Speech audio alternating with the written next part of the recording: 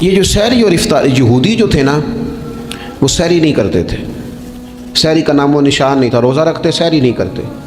تو نبی پاک صلی اللہ تعالیٰ علیہ وسلم نے فرمایا ہمارے اور یہودیوں کے درمیان فرق ہی سحری کا ہے، اور نبی پاک صلی اللہ تعالیٰ علیہ وآلہ وسلم نے فرمایا سحری کھایا کرو، سحری کھانے میں برکت ہے۔ اور اگلی بات سننی ہے آپ نے تو خوش ہو جانا ہے، سحری کو معمولی نہ سمجھے، سحری کرنا عبادت ہے۔ ہاں آپ مت سمجھیں کہ میں روٹی کھا رہا ہوں، یہ تو میرے سامنے دہی رکھا ہوا ہے، یہ تو سالن رکھا ہوا ہے، یہ تو اچار رکھا ہے، تو چپاتیاں رکھی ہیں۔ سحری کھانا عبادت ہے۔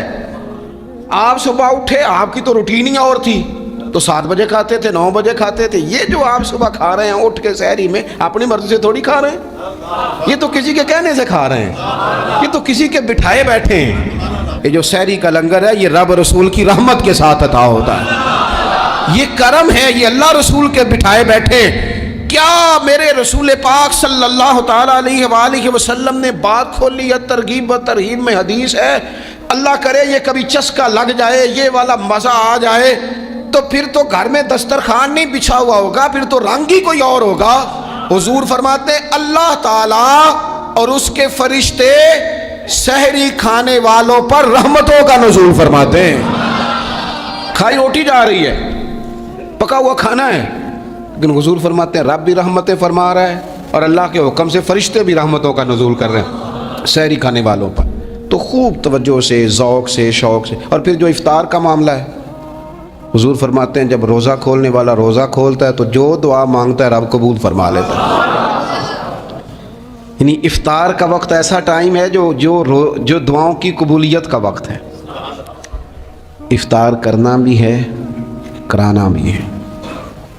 مہنگائی ذرا عروج پہ چلی گئی ہے، میں بار بار کہتا ہوں، مجھ سے نا لوگ دعا کے لیے مجھے کہتے کہتے اپنے کئی دکھ بتا دیتے ہیں۔ تھوڑا سا نا افطاریاں مہربانی فرمائیے گا سیاسی نہ کیجیے گا۔ وہ جن سے مال لیتے ہیں، وہ جن کو مال دیتے ہیں، وہ جن سے ووٹ لینے ہیں، وہ جنہوں نے ووٹ لینے ہیں، اس بنیاد پر سحر افطار کے بندوبست نہ کریں رضا الہی کے لیے۔ میرے محبوب فرماتے ہیں جس نے رب کی رضا کے لیے کسی کو افطار کرایا، جتنا ثواب اللہ روزہ رکھنے والے کو دے گا اتنا افطار کرانے والے کو بھی عطا کرے۔ اور ایک حدیث تو آپ پڑھیں گے تو جھوم جائیں گے، سنیں گے تو خوش ہو جائیں گے، المعجم الکبیر میں موجود ہے۔ نبی پاک علیہ السلام فرماتے ہیں جس نے حلال کھانے اور حلال پانی سے کسی کا روزہ افطار کرایا نا، ذرا دیکھنا غریبوں کے گھروں کو جھانکنا، ذرا اپنے عزیزوں میں ایک نظر دوڑا لینا، ذرا رمضان کی نیت کر کے رمضان سے پہلے ہی غرباء تک راشن پہنچا دینا، ان کی فکر دور ہو جائے، وہ پہلی شام ہی اپنے بچوں کے ساتھ آسودہ حال ہو کے بیٹھے۔ دیکھ لینا یہ نہ ہو کہ ایک بھائی کھول کے کھا رہا ہو اور دوسرے کے بچے منتظر ہوں کہ آج سحر افطار میں کیا کرنا ہے۔ اپنے گلی محلے میں دیکھ لینا، ہم اس رسول کے ماننے والے ہیں جنہوں نے فرمایا میں اسے مومن ہی نہیں جانتا جو پیٹ بھر کے کھائے اور اس کا ہمسایہ بھوکا رہ جائے۔ تھوڑا سا اپنے ارد گرد نظر ڈال لینا، المعجم الکبیر میں حدیث موجود ہے۔ اللہ کے پیارے رسول صلی اللہ تعالیٰ علیہ وسلم نے فرمایا جس نے حلال پانی سے، حلال روٹی سے کسی کا روزہ افطار کرایا تو فرمایا فرشتے اس بندے کے لیے رمضان کے دنوں میں، رمضان کی گھڑیوں میں دعا کرتے ہیں، اور جناب جبریل امین اس کے لیے شب قدر کی رات دعا کرتے ہیں۔ حضرت جبریل شب قدر میں دعا کریں گے خاص رات، یا اللہ اس بندے پر فضل فرما، اس نے تو غریب آدمی کو افطار کرا۔ یہ ایک عبادت ہے، اس عبادت کا خیال کریں۔ پھر اعتکاف آئے گا، رمضان کے آخری 10 دنوں کا اعتکاف۔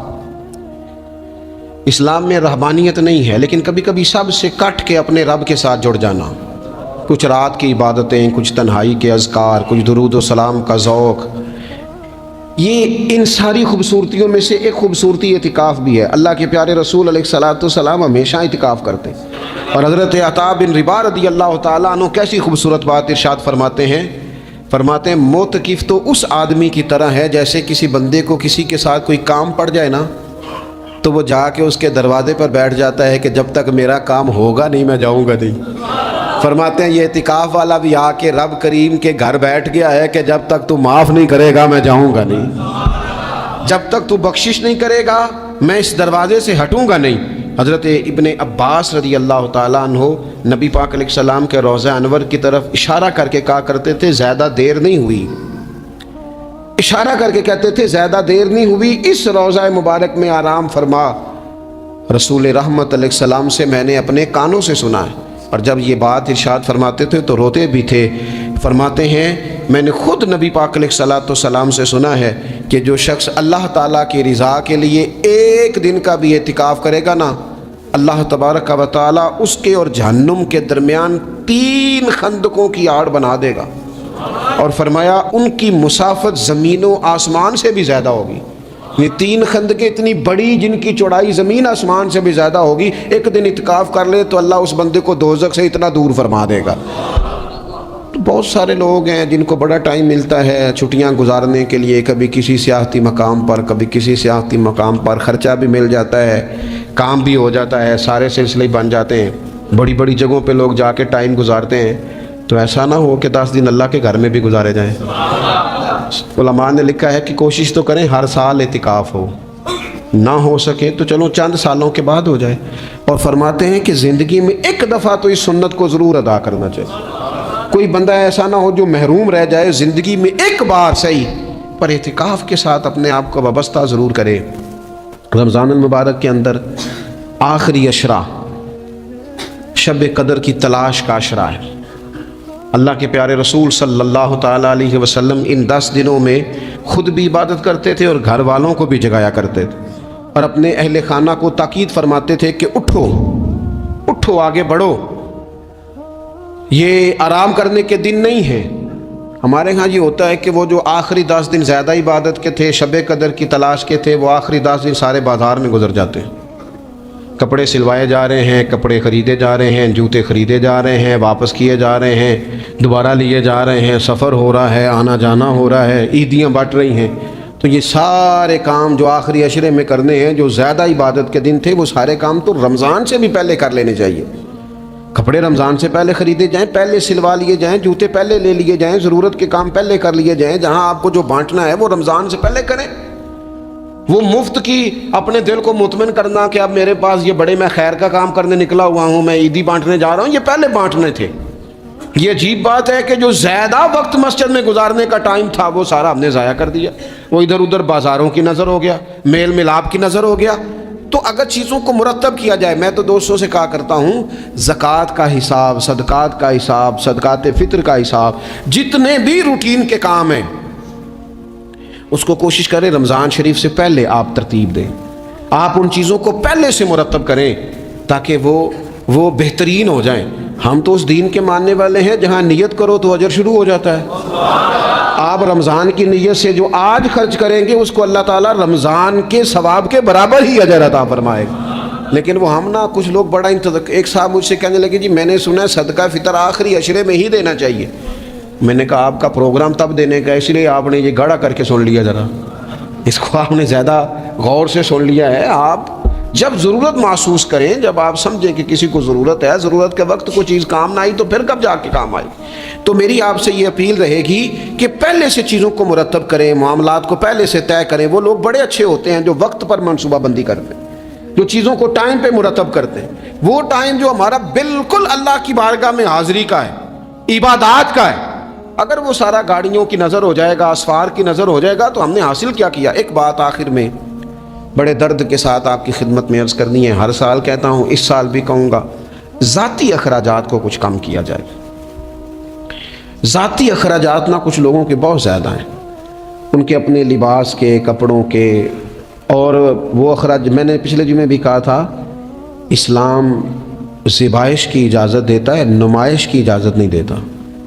नुमाइश वाले काम अगर थोड़े छोड़ दिए जाएं, कुछ भी नहीं होता। मैं तो शायद अगर मैं सैकड़ों कह दूं तो गलत नहीं होगा, लेकिन 20 तो लोग ऐसे ज़रूर होंगे कि जो ईद सारी सो के गुजारते हैं, सारा दिन सोए रहते हैं। पता नहीं वो इतने महंगे महंगे कपड़े किस लिए ख़रीदते हैं। ईद की नमाज़ पढ़ी, सो गए, और भाई आपका फ़ोन बंद था जी, मैं सो रहा था जी। तो भाई वो जो आपने 1.5 महीना दर्जी के पास आना जाना लगाया, वो किस मकसद का रहा। कोई पहनना तो कोई पुराना जोड़ा पहन लेते। ऐसी मुसीबत क्या बनी हुई थी, इतने महंगे कपड़े ख़रीदे, इतना महंगा जूता लिया और दिन सारा सो के गुजार दिया। ज़ाती अखराजात काम करें। पता क्या है, फ़र्क बहुत बढ़ता जा रहा है, बहुत बढ़ता जा रहा है। यानी एक जगह पे چیزیں پڑی ہیں، خراب ہو گئی ہیں، کھانے کا ٹائم نہیں، پہننے کا ٹائم نہیں، اور ایک جگہ وہ ہے کہ جہاں لوگ دوائی کو ترس رہے ہیں۔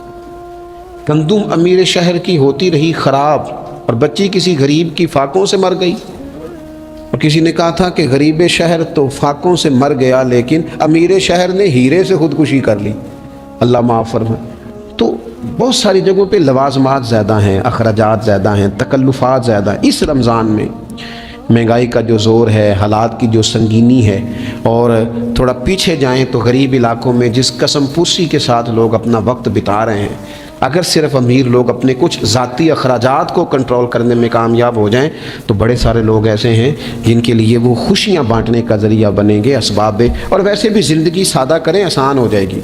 رسول پاک صلی اللہ تعالیٰ علیہ وآلہ وسلم نے پتہ ہے روزے دار کی فضیلت کیا بیان فرمائی؟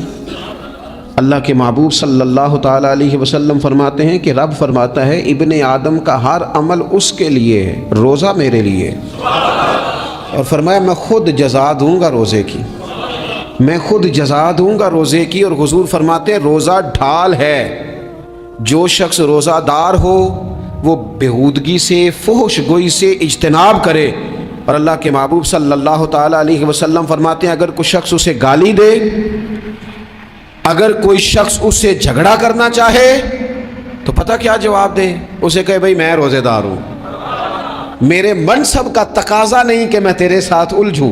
اور رسول پاک صلی اللہ علیہ وسلم فرمانے لگے اوہو اتنی بڑی بات، حضور فرمانے لگے، یہ صحیح مسلم کے لفظ ہیں، کریم محبوب فرمانے لگے مجھے اس رب کی عزت کی قسم جس کے قبضے میں محمد عربی صلی اللہ علیہ وسلم کی جان ہے، حضور فرماتے روزہ دار کے منہ کی خوشبو اللہ تعالیٰ کے نزدیک قیامت کے دن مشک کی خوشبو سے بھی زیادہ وقت والی ہوگی۔ اس کے منہ سے جو خوشبو آتی ہے قیامت میں مشک پیچھے رہ جائے گا، اور رب کی بارگاہ میں صرف روزہ دار کے منہ سے، اگر تیرے منہ کی خوشبو رب کو اتنی پسند ہے تو تجھے بھی تو اپنے منصب کا خیال ہونا چاہیے کہ میں نے روزہ رکھا ہوا ہے، میں روزہ دار ہوں۔ اور میرے نبی پاک علیہ السلام کے یہ دو لفظ ہیں نا، وہ صوفیاء ہیں نا، اللہ کے نیک بندے جو ساری زندگی تڑپتے رہے کہ کبھی اے حقیقت منتظر نظر آنا لباس مجاز میں، کبھی مالک ایک دفعہ کبھی تیرا جلوہ ملے، کبھی اے حقیقت منتظر نظر آنا لباس مجاز میں، لاکھوں سجدے تڑپ رہے ہیں میری جبین نیاز میں، اور جو ساری زندگی کہتے رہے کہ ہم تو عمر دراز مانگ کے لائے تھے 4 دن، 2 آرزو میں کٹ گئے، 2 انتظار میں، کہ دیکھو انہیں انعام ملنے لگا ہے۔ جو اس کی راہ کے سوالی تھے، جو اس کے رستے کے مسافر تھے، جو اسے پانا چاہتے تھے، جو اس کی دید کرنا چاہتے تھے، جو اسے ملنا چاہتے تھے، میرے رسول پاک علیہ السلام نے فرمایا روزہ دار کو 2 خوشیاں ملیں گی۔ ایک خوشی اس وقت ملتی ہے جب وہ افطار کرتا ہے، اور فرمایا ایک خوشی اس وقت ملے گی جب وہ اپنے رب سے ملاقات کرے گا، جب وہ اس سے ملے گا تو اس وقت روزہ دار کو خوشی ہوگی۔ میرے دوستو خوشی تو جو ہوگی سو ہوگی، لیکن یہ لفظ ہی بڑے حسین نہیں کہ روزہ دار کی رب سے ملاقات ہوگی، یہی لفظ بڑے باکمال نہیں؟ ایک روایت میں تو یہ ہے نا کہ روزہ میرے لیے ہے میں اس کی جزا دوں گا، اور ایک روایت میں یہ ہے کہ روزہ میرے لیے ہے اور رب فرماتا ہے میں خود روزے کی جزا ہوں، یعنی باقی نیکیوں پر ثواب ملے گا، روزہ رکھنے والے کو رب رحمان ملے گا۔ نبی اکرم صلی اللہ تعالی علیہ وسلم کے امت کے صوفیاء نے نا کچھ چیزوں کو بڑا کھولا ہے۔ عارف رومی کہتے ہیں کہ ایک دن نا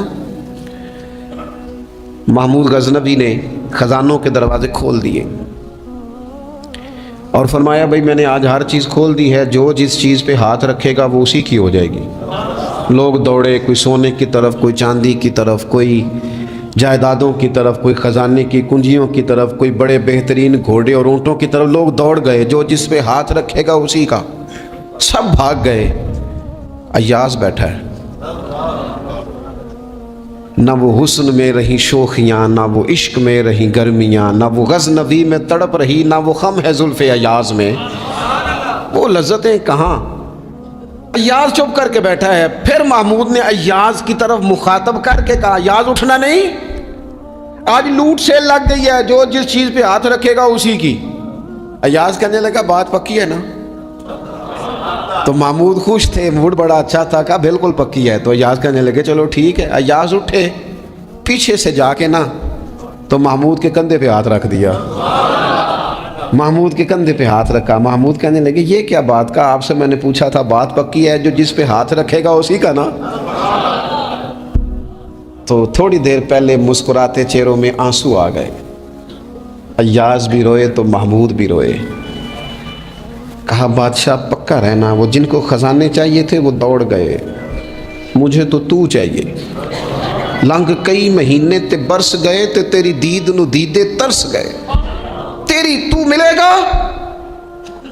تو پھر کہا محمود نے، اس نے کہا میں وعدہ کر چکا تھا، بس ٹھیک ہے، باقیوں کے خزانے اور میں تیرا طے ہو گئی۔ فرمایا باقی نیکیوں پر ثواب ملے گا اور روزہ رکھنے والے کو رب رحمان ملے گا، اللہ کا قرب ملے گا۔ دیکھو نا، وہ خاص انسان کو کیفیت حاصل ہوتی ہے روزے میں، رب کے ہونے کا یقین۔ وہ جو صوفیاء کہتے ہیں نا مراقبہ کرو، وہ نصیب ہوتا ہے۔ یعنی کسی کو کیا پتہ ہے اس کا روزہ ہے کہ نہیں، اکیلا ہے نا گھر میں، فریزر بھرا ہوا ہے، نہیں نہ کھاتا، کیوں؟ اسے پتہ ہے میرا رب میرے ساتھ ہے، میرا رب مجھے دیکھ رہا ہے۔ بس یہ تصور توحید پکا ہو جاتا ہے رمضان، تو پھر اللہ تبارک و تعالیٰ کی بھی خاص رحمت اور کوئی خاص ہی اعزاز۔ حضور فرماتے ہیں جنت کے کئی دروازے ہیں، ایک باب الریان ہے، اس سے صرف روزہ دار گزریں گے۔ آواز ہوگا روزے والے آ جاؤ، وہ آ جائیں گے، فرمایا اس خاص دروازے سے گزرو، جب گزر جائیں گے تو فرمایا بند کر دو بھائی، اور کوئی نہیں گزرے گا یہاں سے، دروازہ ہی مخصوص ہے، ان کا اعزاز ہی ذرا زیادہ ہے۔ تو میرے عزیز رمضان شریف کے اندر وہ منصب کا بس خیال رکھیں کہ میں روزہ دار ہوں، اس احتیاط کے ساتھ۔ اور دوسری جو رمضان کی چند عبادات ہیں نا، سب سے پہلی تو میں عرض کروں گا تراویح کے حوالے سے یہ بات یاد رکھ لیں کہ نبی پاک علیہ الصلوۃ والسلام نے فرمایا جس نے ایمان اور احتساب کی نیت کے ساتھ رمضان میں قیام کیا، اللہ اس کے پچھلے سارے گناہوں کو معاف فرما دے گا۔ اور ایک مقام پر نبی پاک صلی اللہ تعالیٰ علیہ وسلم نے بیان کیا، یہ مشکات میں موجود ہے، حضور فرماتے ہیں رمضان اور قرآن دونوں قیامت کے دن بندے کی شفاعت کریں گے۔ رمضان کہے گا یا اللہ میں نے اسے دن بھر کھانا کھانے سے باز رکھا اور تیری بارگاہ کے حکم کے مطابق اس نے اپنے آپ کو ان چیزوں سے بچا کے رکھا۔ اور قرآن کہے گا مالک رات میں نے اسے نیند سے روکے رکھا۔ کیا مطلب؟ اس نے کھڑے ہو کے عبادت کی، اگرچہ اس سے مراد شارحین حدیث نے تراویح بھی لیا ہے، تہجد کی نماز بھی لیا ہے، صلاۃ اللیل بھی لی ہے، لیکن میرے عزیز یہ خاص ربط ہے قرآن مجید کے ساتھ تراویح کا۔ مسنون ہے رمضان کی راتوں میں قرآن مجید اور تراویح کا پڑھنا۔ اگر تھوڑی سی نا طبیعت میں صرف تبدیلی پیدا کی جائے، میں نے دیکھا ہے کہ جو لوگ کہتے ہیں نا میرا وقت بڑا قیمتی ہے، بڑی ساری جگہوں پہ آپ کو بیٹھنا پڑتا ہے، بیٹھیں آپ 2 گھنٹے بیٹھیں، 3 گھنٹے بیٹھیں۔ میں نے دیکھا ہے لوگ جاتے ہیں کسی دفتر میں تو رات کو ہی چلے جاتے ہیں اس علاقے میں، کھڑے ہیں، پاسپورٹ کے دفتر کھڑے ہیں، شناختی کارڈ کے دفتر کھڑے ہیں، امیگریشن کی لائنوں میں کھڑے ہیں۔ کچھ ذہن تو بنائیں کہ میں نے رات کھڑے رہنا ہے اور اپنے رب کی عبادت کرنی ہے۔ تراویح کو ذرا ذوق سے آپ اگر تھوڑا ارادہ کر لیں گے نا، یعنی کوئی ایسا مشکل کام نہیں۔ میری تو رائے یہ ہے کہ پہلے 3-4 دن ذرا جم کے ذہن بنائیں اور تھوڑا سا نا روٹین کو بدلنے کی کوشش نہ کریں۔ جس امام صاحب کے پیچھے تراویح شروع کریں، کوشش کریں ساری وہیں پڑھیں۔ روٹین بدلنے سے بھی سستی آتی ہے، ایک دن یہاں گئے 2 دن وہاں گئے، تو یہ روٹین بدلنے سے بھی بعض اوقات سستی آتی ہے۔ کوشش کریں ایک جگہ پہ قرآن شریف سننا شروع کریں اور پھر پورا قرآن مجید وہیں پہ سنیں اور تھوڑا ذہن بنائیں۔ میں نے دیکھا ہے ہمارے استاد صاحب اس طرح کیا کرتے تھے کہ بہت تھوڑا کھانا افطاری کے وقت، تھوڑا، اور ان سے کہا جاتا آپ بزرگ آدمی ہیں، اتنا کم کھانا کیسے نظام چلے گا؟ تو فرماتے تھے میں 1 چپاتی اور آدھی چپاتی کھا لوں گا لیکن تراویح کے بعد۔ اب اگر زیادہ کھانا کھاؤں گا تو طبیعت میں سستی آئے گی، میرے لیے کھڑا ہونا مشکل ہو جائے۔ سادہ سا کھانے کے ساتھ افطاری کی جائے گی اور تراویح کے لیے اپنے آپ کو ذہنی کہاں ٹائم ملتا ہے سارا سال قرآن پڑھنے سننے کا، یہ تو اللہ نے موقع عطا فرمایا ہے۔ تو تھوڑا سا اگر دلچسپی پیدا کی جائے، بڑا سونا قرآن مجید پڑھا جاتا ہے مساجد میں، بچے بڑی خوبصورتی سے، تو اللہ کا شکر ہے جگہ جگہ پہ۔ اور مساجد کے علاوہ بھی میں نے دیکھا ہے ہم سے لوگ مطالبہ کرتے ہیں کہ ہماری فیکٹری میں رات کو بھی کام ہوتا ہے، اتنے سارے ورکر ہیں تو بچہ کوئی مل جائے قرآن شریف سنائے، فلانی جگہ بھی اتنے لوگ ہیں تو اگر موقع مل جائے۔ تو اگر تھوڑا ذہن بنایا جائے، شوق پیدا کیا جائے تو اللہ تعالیٰ فضل فرماتا ہے، انسان کو طاقت ملتی ہے کھڑے رہنے کی۔ ایک تو تراویح، روزہ، تراویح، اور تیسری نبی اکرم نور مجسم شفیع معظم صلی اللہ تعالیٰ علیہ وسلم کی امت کو اللہ تعالیٰ نے بہت ساری ایسی چیزیں اپنی رحمت سے دی ہیں کہ جن میں عمل تھوڑا ہے، اجر زیادہ ہے۔ اس کا نتیجہ یہ نکلتا ہے کہ انسان تھوڑے وقت میں، تھوڑے ٹائم میں، تھوڑی مصروفیت میں اپنے رب کریم کے بارگاہ سے زیادہ اجر کا مستحق ہو جاتا ہے۔ انہی مقدس، معتبر، معنی خیز ایام میں ایک بڑی فضیلت، زیادہ عظمت والا مہینہ ماہ رمضان المبارک ہے۔ قرآن مجید نے صراحت کے ساتھ اس ماہ مقدس کا نام لیا ہے۔ کیا معنی ہے؟ یہ وہ مقدس مہینہ ہے جس کا میرے رب کریم نے نام لیا ہے، اللہ نے نام لیا ہے۔ شہر رمضان الذی انزل فیہ القرآن، فرمایا رمضان کا وہ مقدس مہینہ ہے جس میں اللہ نے قرآن نازل فرمایا ہے۔ اس ماہ نور، ماہ سرور کا نام نامی اللہ تعالیٰ نے قرآن مجید کے اندر ذکر فرمایا۔ حضرت سلمان فارسی رضی اللہ تعالیٰ عنہ ارشاد فرماتے ہیں کہ شعبان المعظم کا آخری دن تھا، اگلے دن رمضان شروع ہونے والا تھا کہ رسول پاک علیہ السلام نے ہمیں رمضان کی فضیلت پر خطبہ ارشاد فرمایا۔ آپ اس بات کو غور سے سمجھیے کہ ایسا مہمان جس کے آنے سے پہلے اس کی فضیلت بیان کی جا رہی ہے، اور فضیلت کون بیان کر رہا ہے؟ امام الانبیاء صلی اللہ تعالیٰ علیہ وسلم۔ یہ صرف ہمارے دلوں کے اندر، امت کے دلوں کے اندر اس ماہ مقدس کی فضیلت کو اور اس کی عظمت کو بٹھانے کے لیے کہ پوری طرح تم اپنے ذہن میں اور اپنے دل میں ایک بات بٹھاؤ کہ ایک عظمتوں والا مہینہ تم پر سایہ فگن ہونے والا ہے، عظمتوں والا۔ حضور نے ایک دن قبل اس کی فضیلت بیان۔ ہمارے ہاں یہ ہوتا ہے کہ ہم کسی چیز کی اہمیت کو لیتے ہیں لیکن سمجھتے ہیں کہ یہ کوئی روٹین ورک ہے، یعنی نارملی ہر سال رمضان شریف آتا ہے، اپنے وقت کے حساب سے چاند بدلتا ہے اور اپنے وقت پر رمضان شریف آ جاتا ہے۔ ہم سمجھتے ہیں کہ مطلب روٹین کا ایک معاملہ ہے، ایک روٹین کی چیز ہے۔